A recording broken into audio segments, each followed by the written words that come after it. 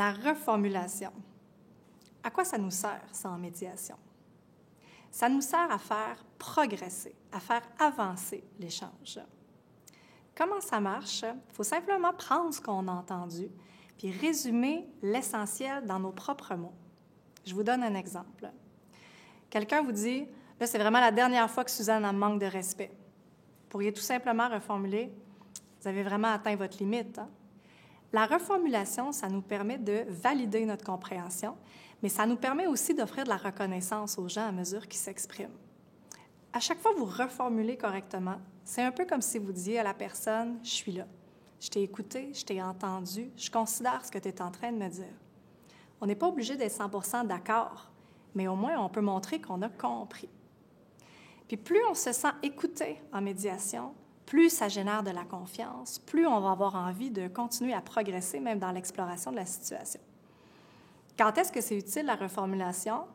Un truc que je peux vous donner, quand vous commencez à remarquer que les gens se répètent, ça peut être un signe qu'ils ne sont pas tout à fait convaincus que vous avez bien entendu ou que vous avez bien compris.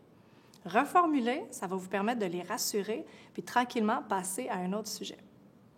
Un autre moment où ça peut être utile, c'est si vous sentez qu'il y a une information importante, mais que vous gagneriez à reformuler pour qu'on puisse plus facilement la digérer. Là. Par exemple, quand on est en conflit, la même information sortie de la bouche du médiateur, ça peut être plus facile à accepter avec ouverture que le même propos, mais de notre vis-à-vis avec qui on est en conflit.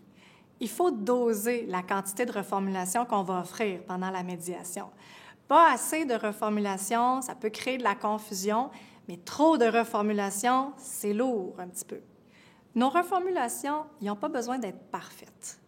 Le plus important, là, c'est est-ce qu'on est capable de rester concentré dans notre écoute, de rester disponible? Est-ce qu'on est capable de rester curieux, de faire une pause sur toutes nos interprétations, nos jugements, d'empêcher la tendance qu'on a à préparer d'avance notre réplique pendant qu'on écoute quelqu'un parler? Le plus difficile, c'est d'être capable de calmer notre hamster mental. Quand on arrive à calmer notre hamster intérieur, on arrive à offrir des reformulations qui sont bienveillantes puis qui sont vraiment centrées sur le vécu des parties.